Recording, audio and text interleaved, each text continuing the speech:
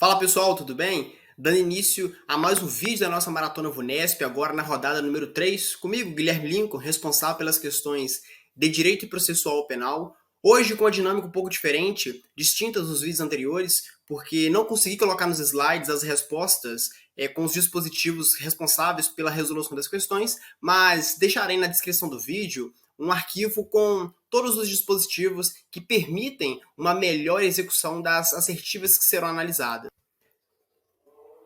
Bom, sem mais delongas, hoje iniciaremos com uma questão um pouco diferente, saindo da dinâmica da VUNESP, que é uma banca bem legalista, como você disse. A primeira questão, cobrada no concurso de delegado da Polícia Civil da Bahia em 2018, versa sobre um tema um pouco mais doutrinário, que destoa do texto da legislação, dizendo o seguinte: no que concerne aos sistemas de avaliação das provas, o julgamento realizado pelos juízes leigos, jurados, conselho de sentença no tribunal do júri, é exemplo do que a doutrina classifica como sistema. A própria questão faz alusão à doutrina, deixando a ver que o tema não será resolvido única e exclusivamente com conhecimento do texto da legislação.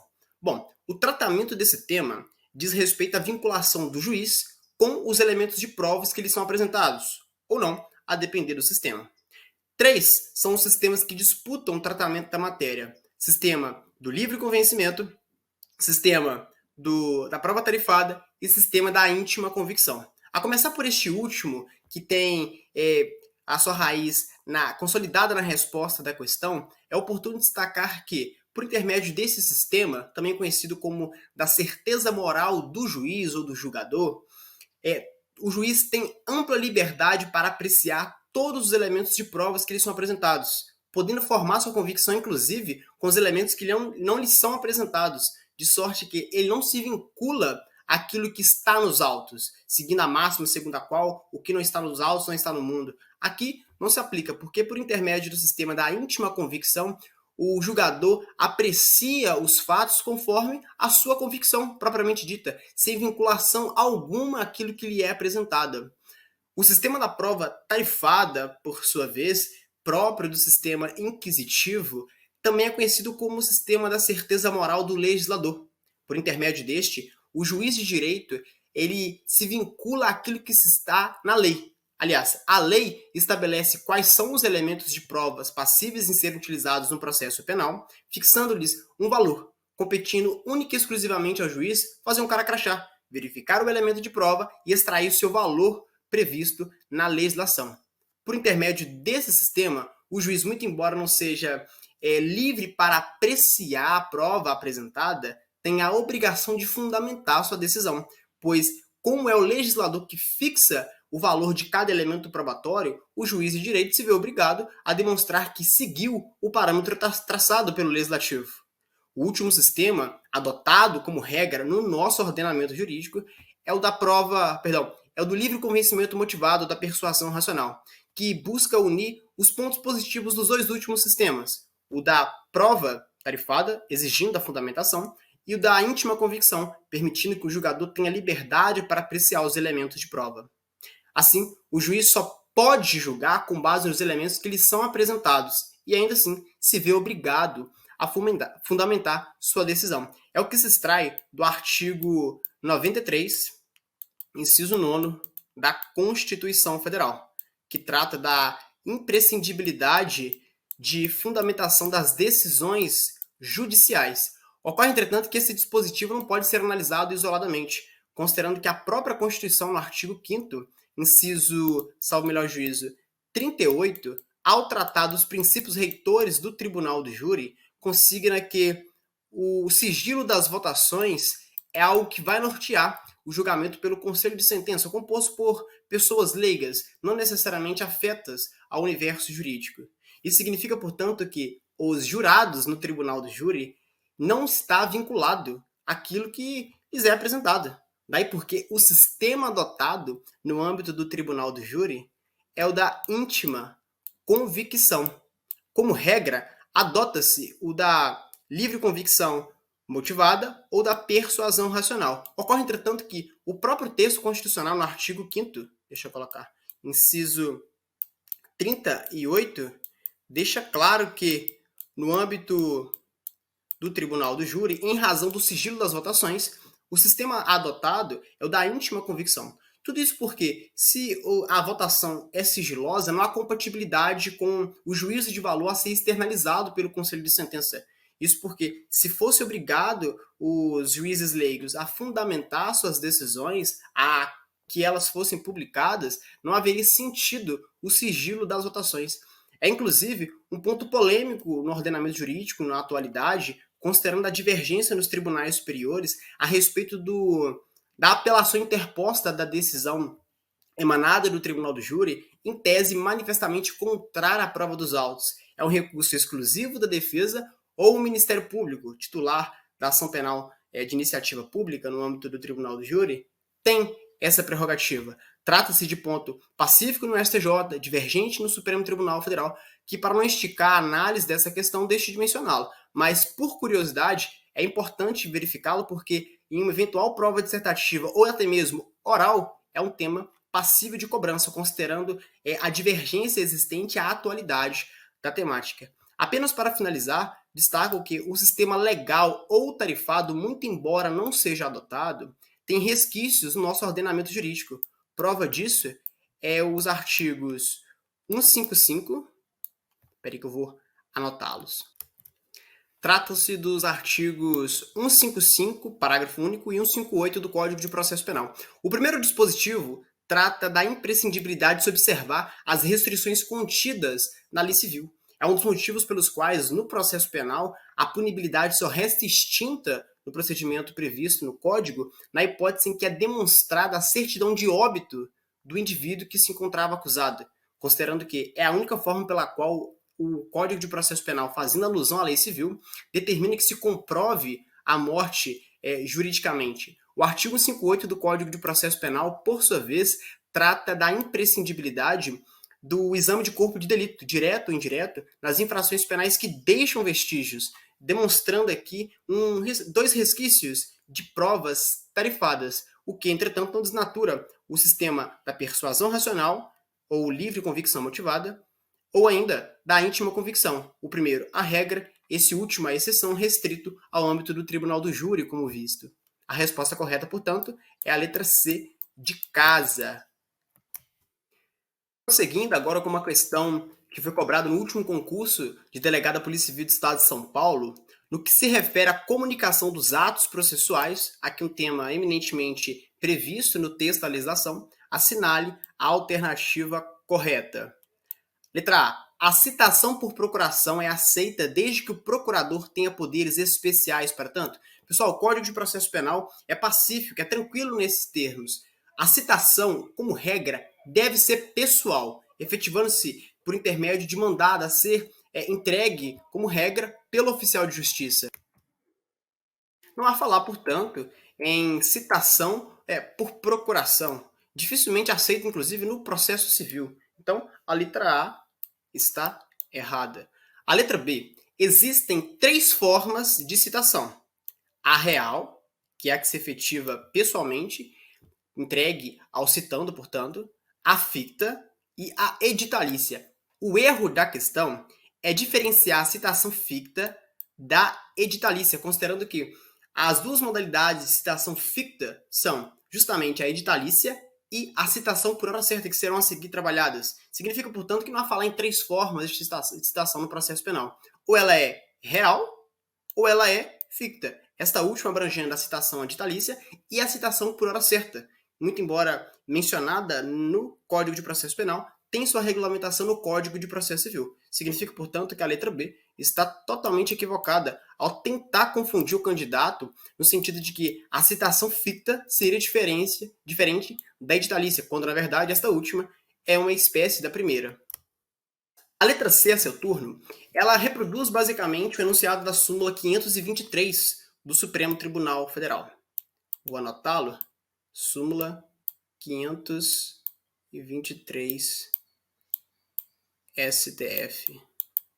Isso porque a ausência de citação, que é o ato pelo qual o denunciado ou querelado é chamado para responder à acusação que lhe é direcionada, gera a nulidade absoluta do processo, por macular a ampla defesa, o contraditório e princípios basilares do Estatuto Constitucional do Direito de Defesa. A deficiência do ato citatório, entretanto, não torna é o processo nulo de pleno direito. Trata-se de uma nulidade relativa que demanda uma arguição oportuna e comprovação do prejuízo. Nesses termos, a letra C, que adota basicamente em sua parte final o princípio da instrumentalidade das formas, é a correta, porque a ausência de citação é causa de nulidade absoluta. Perceba que trata-se de ausência. Mas a inobservância das formalidades da citação, como por exemplo, o dispositivo legal em que incorreu o acusado, gera nulidade relativa do ato, demandando a comprovação de prejuízo e uma arguição oportuna para que possa ser reconhecida pelo juízo. É a assertiva correta, a letra C de casa. Apesar disso, é importante analisar as demais alternativas para que, se for o caso, surgir dúvidas, fique em confronto 2 ou 3 alternativas no máximo, o que facilita a resolução da questão. A letra D consigna que, ao verificar que o réu se oculta para não ser citado, trata-se, portanto, de uma omissão voluntária por parte daquele que vai ser dirigido o ato de comunicação processual, dar-se-á citação por edital. Pessoal, na hipótese em que o réu se oculta para não ser citado, não há falar em citação por edital. Essa tem lugar na hipótese em que o indivíduo para o qual é destinado o ato de comunicação processual encontra-se em local incerto ou não sabido. Significa dizer, portanto, que se a ocultação é voluntária por parte do sujeito que está na iminência de ser citado em um processo penal, cuida-se de citação por hora certa e não citação por edital. Apesar de ser uma espécie de citação ficta, a sua hipótese é de outra. Isto é, o indivíduo está em local incerto ou não sabido. Cita-o por edital. Não foi encontrado, tampouco houve a constituição de advogado por sua parte, suspende-se o processo penal e o curso do prazo prescricional, que inclusive, de acordo com o enunciado de súmula do STJ, é regulado pela pena máxima abstratamente combinada. Em 2020, o Supremo Tribunal Federal chancelou esse enunciado de súmula da terceira seção do STJ para consignar que o prazo de suspensão na hipótese de citação por edital do prazo prescricional regula-se de fato pela pena máxima abstratamente combinada. A citação por hora certa, como mencionei anteriormente, tem previsão no Código de Processo Penal, mas a sua regulamentação se dá pelo Código de Processo Civil. Então, é necessário que o intérprete vá ao diploma processual civil para verificar qual é a dinâmica da citação por hora certa, cabível na hipótese em que o citando se encontra para não ser encontrado pelo Poder Judiciário. Por fim, para finalizar essa questão, letra E, no caso de citação do militar, além do mandado de citação, que deverá ser cumprido por oficial de justiça, também é necessária a notificação do chefe da repartição pública em que o militar estiver lotado.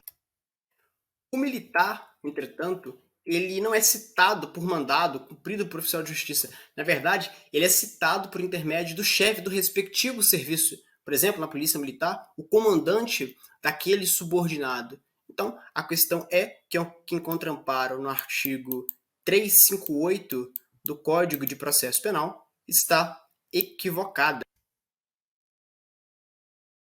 A letra correta, portanto, é a C, de acordo com o enunciado da questão, que sempre deve ter essa vinculação do correto, incorreto, exceto. A VUNESP, como se diz, trabalha muito com o correto, mas, hora ou outra, cobrando-se o incorreto ou o exceto, pode confundir o candidato acostumado, até mesmo na prova, de resolver questões cujo comando é o da exatidão, exigindo-se, portanto, que assinale a questão correta. Então, é importante ter atenção ao enunciado apresentado. Próxima questão, também cobrada no último concurso de delegado da Polícia Civil do Estado de São Paulo, um pouco maior, diferente das demais, que eram bem diretas no âmbito do processo penal, diz o seguinte: Tício foi absolvido da acusação de prática do crime de homicídio qualificado. Inconformado com a decisão, o Ministério Público interpõe recurso de apelação por entender ser a decisão manifestamente contrária à prova dos autos. Pessoal, vale a pena analisar esse tema na jurisprudência do STF e do STJ, que, como você disse, dito anteriormente, inclusive, é divergente. O Superior Tribunal de Justiça tem uma posição, as turmas do Supremo Tribunal Federal têm outra, e é um tema muito recente que, para ser cobrado numa prova do porte daquela realizada pela VUNESP, delegado de São Paulo, é muito provável. Então, sugiro leitura deste tema que certamente vai ser cobrado em uma prova dissertativa, uma avaliação oral, dados os detalhes que são apresentados. Numa questão objetiva, eu não imagino uma cobrança dessa estirpe, considerando que o tema é divergente, é até difícil de formular uma questão com uma resposta correta ou incorreta à luz da jurisprudência dos tribunais superiores. Mas vale a pena a leitura. Só vou colocar aqui para não esquecer. STF e STJ. Dado provimento ao recurso submetido a novo julgamento pelo Tribunal do Júri, Tício é agora condenado pela prática do crime de homicídio qualificado a pena de 12 anos de reclusão. Com base em tais informações, afirma-se corretamente. Letra A. O efeito devolutivo da apelação contra as decisões do júri não é adstrito aos fundamentos de sua interposição. Bom, o tema é passível de ser resolvido com base na análise do artigo 593 do Código de Processo Penal. Além disso, há o enunciado da súmula 713 do Supremo Tribunal Federal, que consigna-se a apelação interposta no âmbito da segunda fase do procedimento do Tribunal do Júri adstrito aos fundamentos de sua interposição.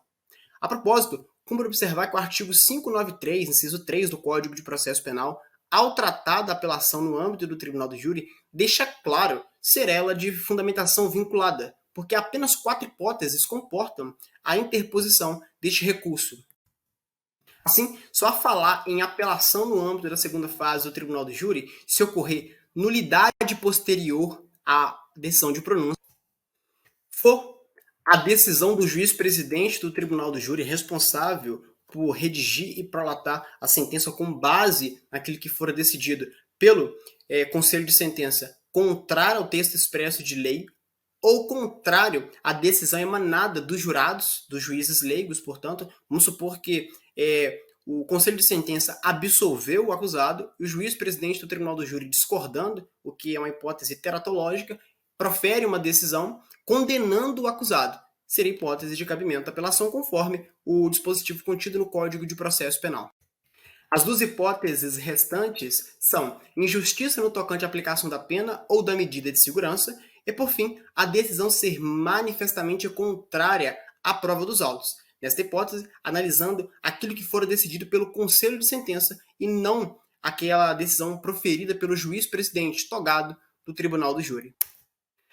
Sabendo dessa breve análise do Tribunal do Júri, as assertivas ficam mais fáceis de serem analisadas, exceto uma que demanda um conhecimento extra, mas ainda assim do texto da legislação. Analisando-se a letra B, considerando que a letra A está incorreta, não se cogita a possibilidade de interposição de recurso de apelação quando houver injustiça no tocante à aplicação da pena. Se a defesa não concorda com a pena que foi aplicada àquele que foi condenado no âmbito do Tribunal do Júri, é óbvio que cabe o manejo do recurso de apelação. É, inclusive, uma das hipóteses previstas no Código de Processo Penal. Então, a letra B está incorreta. A letra C, no caso das sentenças do júri, aquela proferida pelo juiz-presidente togado com base no que foi decidido pelo Conselho de Sentença, a apelação é recurso vinculado e não de fundamentação livre. Isso é o correto, considerando que não há falar em interposição de apelação por qualquer motivo. Tem que ser um daqueles previstos no artigo 593 do Código de Processo Penal. Quais? Nulidade posterior à decisão de pronúncia, julgamento contrário à prova dos autos, decisão emitida pelo juiz-presidente do Tribunal do Júri contrário ao texto expresso de lei ou à decisão dos jurados, e, por fim, hipótese trabalhada na assertiva anterior, injustiça no tocante à aplicação da pena. Perceba que essas são as hipóteses que devem ser levantadas por quaisquer das partes que se interessam na interposição de recurso contra as decisões emitidas no âmbito do Tribunal do Júri, segunda fase de julgamento. A letra C, portanto, é a correta, mas não deixemos de analisar as demais assertivas. Letra D, com base no princípio da ampla defesa, é possível que a defesa interponha recurso de apelação contra a sentença condenatória pelo mesmo fundamento, decisão contrária à prova dos autos. A hipótese é a seguinte: o réu é absolvido no âmbito do Tribunal do Júri, o Ministério Público, inconformado, interpõe o recurso de apelação, dado provimento pelo tribunal A de quem, isto é, superior, este, por sua vez, entende que houve contrariedade com a prova produzida pela acusação, devolve os autos ao primeiro grau de jurisdição para que o indivíduo seja submetido a novo julgamento pelo Conselho de Sentença. Neste novo julgamento, o indivíduo é condenado e não absolvido como outrora ocorreu. A defesa pode interpor apelação com base na contrariedade à prova dos autos? Não. Seria até ilógico, senão iria perpetuar a análise do caso apresentado ao Poder Judiciário. Com esse entendimento, o artigo 593, parágrafo 3º do Código de Processo Penal, veda que, na hipótese de manejo de apelação da decisão contrária à prova dos autos, haja nova interposição com base no mesmo fundamento. Isto é, ser a decisão contrária à prova dos autos, para que não haja uma perpetuação, tornando aquele processo penal de um crime doloso contra a vida eterno, promíscuo no Poder Judiciário. A letra D, portanto, que encontra respaldo no parágrafo 3º do artigo 593 do Código de Processo Penal. Pronto, resolvido o problema da menção ao dispositivo. Letra E. Não era dado ao Tribunal de Justiça prover o recurso interposto pelo Ministério Público. Deixa eu me mudar de local. Violando, assim, o direito fundamental da soberania dos veredictos no Tribunal do Júri. Pessoal, o tribunal não pode ingressar no mérito da causa penal envolvendo um crime doloso contra a vida. Neste caso, portanto, o tribunal tão somente verificou a possibilidade de ter havido uma contrariedade com as provas produzidas nos autos, de sorte que não julgou se o indivíduo vai ser absolvido ou condenado, tão somente deu provimento ao recurso interposto pela acusação para devolver os autos à instância originária e submeteu a agente a novo procedimento do Tribunal do Júri. Vai falar, portanto, em violação à soberania dos vereditos, porque o mérito da causa foi preservado. Isto é, será deixado para que o novo Conselho de Sentença a ser constituído delibere a respeito da responsabilidade criminal do agente, que, no caso, deliberou no sentido de condená-lo, e o juiz-presidente aplicou a pena mínima do homicídio qualificado, 12 anos. Então, finalizar essa questão, letra C, a correta, é um pouco maior que as demais, é uma questão que envolve um pouco mais de raciocínio por parte do candidato, porque talvez o texto da lei, de forma seca, não seja suficiente para resolver a questão, embora os dispositivos sejam bem autodidatas. É uma questão interessante que pode ser repetida, porque a VUNESP tem um padrão de repetir questões, não é claro, com o mesmo enunciado, assertivas, mas com uma essência idêntica a questões que já foram cobradas por ela mesma em concursos anteriores. Por isso, é importante o treino de questões, notadamente da banca que vai realizar o concurso, porque não é incomum repetirem questões. Alguns, inclusive, até plagiam questões de concurso. Mas essa é outra discussão. A próxima questão cobrada no concurso delegado da Polícia Civil da Bahia de 2018, do despacho que indeferiu o requerimento de abertura de inquérito, Código de Processo Penal, artigo 5º, parágrafo 2º, é uma questão que eu trouxe para vocês analisarem a dinâmica da banca, que é bem legalista. É uma questão para um concurso delegado bem simples, já que não trata de temas complexos da doutrina, da jurisprudência, tampouco de um texto de lei mais rebuscado. É o básico do processo penal contido nos artigos iniciais do CPP.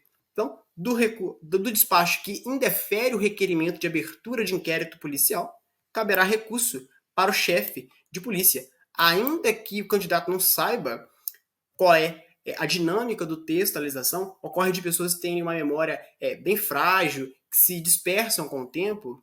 Bastava analisar as demais assertivas. Caberá recurso para o promotor de justiça? É óbvio que não, considerando que o delegado de polícia, a Polícia Civil em si, não é subordinada ao órgão do Ministério Público, embora este exerça o controle externo. Trata-se, portanto, de uma assertiva descabida.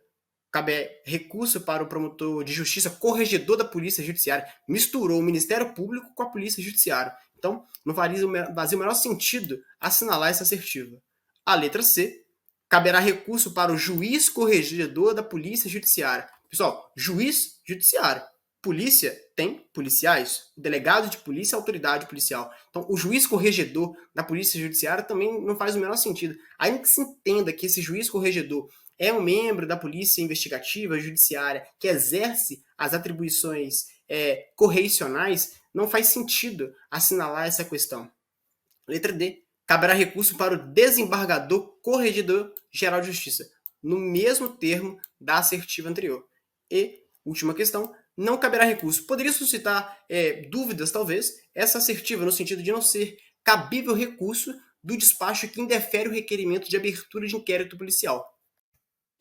Porém, forte no sentido de que a administração pública é permeada por sistemas de controle para que não haja abuso de poder, é certo que o recurso é cabível e é direcionado, se for o caso, para o chefe de polícia, devendo-se analisar a estrutura organizacional da polícia investigativa responsável pelo indeferimento da abertura do inquérito policial. Letra A assertiva correta. Prosseguindo na nossa análise, VUNESP 2015, Polícia Civil do Estado do Ceará. No curso das investigações, a autoridade policial toma conhecimento de intenso tráfico de drogas realizado por uma associação em determinada região da cidade, e com vistas à identificação e prisão dos criminosos, intercepta as conversas telefônicas de 4 suspeitos. Lembrando que a interceptação pressupõe a intromissão de um terceiro na conversa de 2 ou mais interlocutores sem o conhecimento de tais, para diferenciarmos de gravação e de escuta telefônica. Com relação a esta conduta, é correto afirmar que a autoridade policial, letra A, agiu corretamente. Pessoal, de início, é importante ter bem consolidada a ideia segundo a qual a autoridade policial vive de representações no Poder Judiciário, notadamente quando envolver a restrições de direitos fundamentais dos investigados. Em direito, portanto, os fins jamais justificam os meios. É bem verdade que o delegado de polícia dispõe de certo poder requisitório, mas na hipótese assinalada, a Constituição é clara no sentido de que a interceptação das comunicações telefônicas só tem lugar para fins de investigação criminal ou instrução processual penal, havendo, segundo a lei regulamentadora, a 9296 de 96, cujos artigos eu deixei expresso aqui para que não houvesse dúvida a respeito dos requisitos necessários para que a interceptação das comunicações telefônicas fosse viabilizada, tem lugar na hipótese em que haja materialidade, indícios de autoria e a prova não possa ser realizada por outros meios, sem ouvidar, é claro,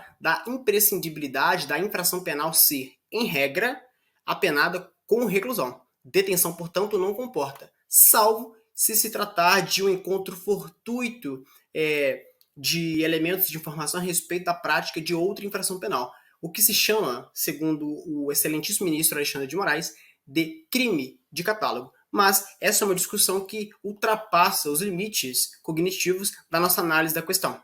Agiu corretamente a autoridade policial? Não. A sua atuação é incorreta, considerando que ela não pode simplesmente determinar a interceptação das comunicações telefônicas, já que, para tanto, o próprio artigo 3º da legislação deixa claro a necessidade de autorização judicial. O delegado de polícia, no curso das investigações criminais, representa o Ministério Público, nas investigações criminais ou no curso do processo penal, requer ao juiz de direito competente a decretação da interceptação das comunicações telefônicas.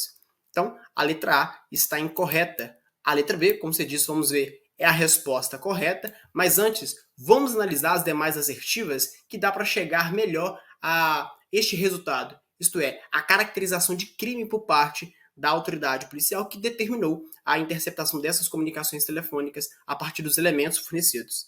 Letra C, agiu corretamente? Já sabemos que não agiu corretamente, considerando que a interceptação de comunicações telefônicas sobrepõe-se e dispensa outros meios de prova. Pessoal, como acabei de estabelecer, o artigo 2º da legislação deixa claro que a interceptação das comunicações telefônicas é o meio de obtenção da prova subsidiário, só cabível quando outros elementos não for suficiente para que o acervo probatório ou informacional desejado seja consolidado. Significa dizer, portanto, que não há sobreposição da interceptações das comunicações telefônicas, meio invasivo de obtenção da prova, aos demais. Se não for possível obter-se a prova por outros meios, a interceptação das comunicações telefônicas, assim como outros meios de obtenção da prova existentes, emerge, sendo possível a sua decretação a partir dos trâmites previstos na lei e, é claro, na Constituição Federal.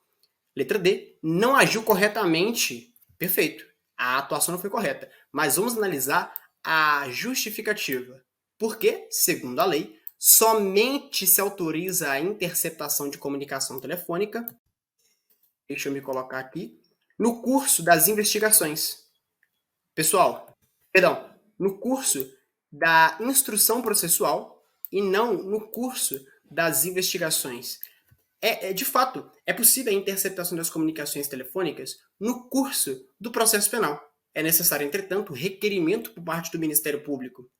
Nas investigações criminais, o delegado de polícia pode representar e o Ministério Público continua tendo a prerrogativa de requerer ao juiz de direito a decretação da interceptação das comunicações telefônicas. Não há falar, portanto, em restrição da utilização deste meio de obtenção da prova à fase processual, porque quer no curso do inquérito policial ou de qualquer outro instrumento investigatório, quer no curso da ação penal, é viável este meio de obtenção da prova preencher os demais requisitos previstos em lei.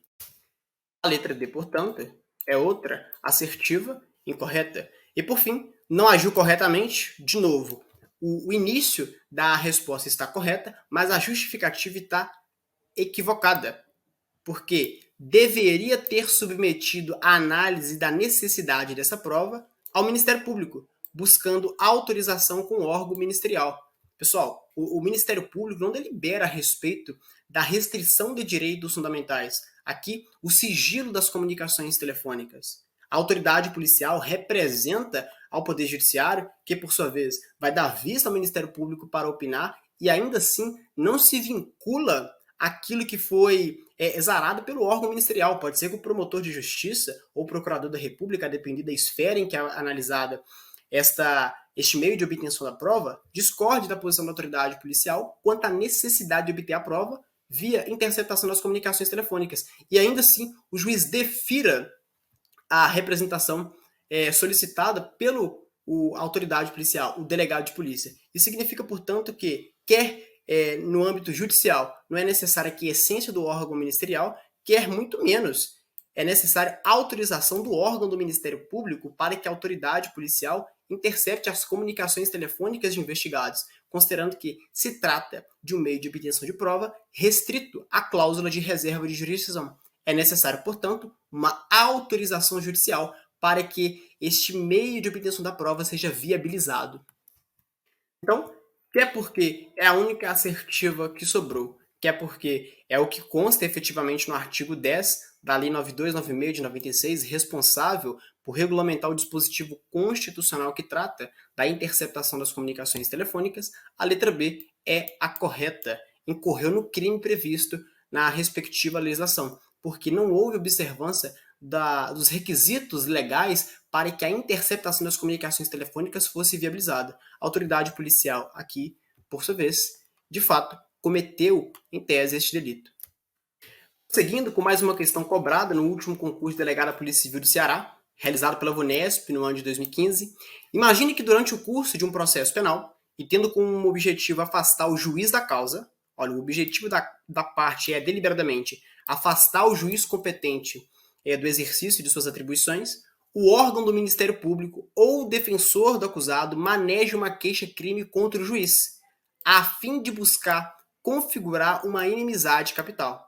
Nessa hipótese, a suspeição, Código de Processo Penal, artigo 256, perceba que a questão faz alusão expressa ao texto da legislação, deixando antever que, muito embora haja uma diferença substancial entre impedimento e suspeição, a questão é passível de ser resolvida com base na análise do texto da legislação, que é enfático, não poderá ser declarada nem reconhecida.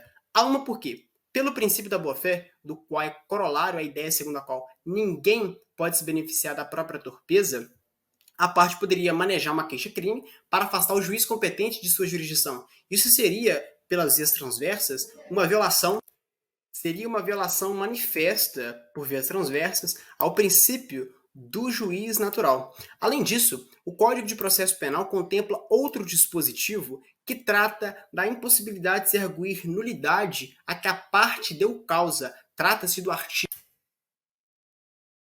565 do Código de Processo Penal, que dá para ser utilizado como forma de resolver esta questão, considerando que, se a parte propositalmente dar causa a algo que, em tese, infirmaria a imparcialidade da autoridade judiciária, ela não pode arguí-la com o objetivo de afastá-lo do exercício de suas atribuições, para que não houvesse uma violação mecanizada do princípio do juiz natural.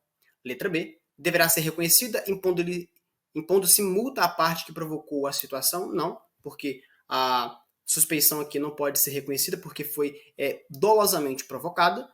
Letra C. Deverá ser reconhecida a mesma sorte da assertiva anterior. Não poderá ser declarada, apenas reconhecida. Ela não é declarada, tampouco reconhecida, porque se fosse reconhecida e não fosse declarada, seria um enorme contrassenso, considerando que a suspeição ela tem vinculação ao fato do juiz ter algo com o objeto do processo. Então, é algo que interfere na sua imparcialidade. Uma máxima imprescindível no processo penal democrático sob as bases de um sistema processual penal acusatório. Então, não haveria sentido reconhecê-la, mas não declará-la. E, por fim, letra E, não poderá ser reconhecida, apenas declarada. É o inverso da anterior. Declara-se a nulidade, mas não se reconhece. Não faz sentido. Então, a letra A, por dizer respeito expressamente ao artigo 256 do Código de Processo Penal, é assertiva correta, que deveria, portanto, ser assinalada. Seguindo nessa nossa Seara nordestina, com o maravilhoso estado do Ceará, partimos agora para uma questão que foi cobrada também no último concurso de delegado da Polícia Civil do Ceará. Agora, com um viés mais tranquilo, envolvendo inquérito policial, tema de predileção daqueles que prestam concurso de delegado na seara do processo penal, que envolve exclusivamente o texto da legislação. O inquérito policial, nos crimes em que a ação pública depender de representação, é necessário completar esta lacuna. Nos crimes de ação privada, a autoridade policial somente poderá proceder a inquérito, é necessário preencher esta lacuna. Assinale a alternativa que preenche, correta e, respectivamente, importante a análise desse enunciado, notadamente no tocante ao respectivamente, porque não é incomum, não em questões como esta, a banca inverter a ideia contida no enunciado para provocar uma confusão nos candidatos e, assim, fazer um ou outro escorregar e, por desatenção, errar a questão. As lacunas. Letra A. Depende de queixa-crime para sua instauração? Ora, se a ação penal é pública condicionada à representação do ofendido, não há falar em queixa para sua instauração, para a instauração do inquérito policial. Não há falar em queixa, na verdade, no âmbito da etapa pré-processual. Queixa no processo penal é restrita à ação penal privada. O indivíduo que se sente prejudicado pela prática de uma ou outra infração penal noticia a autoridade policial. Trata-se, portanto, de uma notícia-crime, que pode ser direta, indireta, enfim, as espécies existentes. Certo é que queixa é do processo. No processo penal, portanto, não há falar em queixa na etapa investigatória. E quanto a demais, após colher o consentimento da vítima ou de terceiro patrimonialmente interessado na investigação do fato. Não tem nada a ver, o Código de Processo Penal sequer faz menção a essa questão patrimonial para conferir legitimidade ao indivíduo que requer a instauração de um inquérito policial. Então, a letra A está errada. Letra B, em se tratando de crime em que a ação pública depender de representação, pode ser instaurado inquérito independentemente dela? É óbvio que não. A representação aqui cuida de condição de perseguibilidade. É necessário que a autoridade policial tenha a representação do ofendido para que possa proceder aos atos do inquérito policial. No processo, para que haja sua deflagração, tem-se uma condição de procedibilidade. E, por fim, uma condição de prosseguibilidade diz respeito à alteração da natureza da ação penal após o início da ação penal. É o que sucedeu com o artigo 171, parágrafo 5º do Código Penal, com o advento da Lei 13.964 de 2019. O pacote de crime que alterou a natureza regra da ação penal envolvendo o crime de estelionato, que deixou de ser de ação penal pública incondicionada e passou a ser de ação penal pública condicionada à representação do ofendido. Então, eu só quis enfatizar o fato de que é um tema muito pouco trabalhado em doutrina, mas interessante para etapas subjetivas do concurso, a diferença entre condição de perseguibilidade, restrita à etapa processual, necessária para que o delegado de polícia instaure inquérito policial nos crimes que se procede mediante ação penal pública condicionada, condição de procedibilidade, que se vincula à inicial acusatória, à denúncia a ser oferecida pelo Ministério Público nas ações penais desta natureza, e a condição de prosseguibilidade, que é uma alteração superveniente ao início da ação penal. Dito isso, portanto, só com a análise da primeira lacuna a ser preenchida, a letra B resta considerada incorreta, mas analisando-se a outra lacuna, mas só pode embasar a ação penal após manifestação positiva da vítima e após oferecimento de queixa-crime. Novamente, não há falar em queixa-crime no bojo de inquérito policial. Letra C. Só pode ser iniciado se não houver transcorrido prazo decadencial de 6 meses. É claro que o prazo decadencial para a deflagração do processo penal de ação penal privada é de 6 meses, mas a contar da data em que o querelante tomou conhecimento da autoria da infração penal contra ele praticada.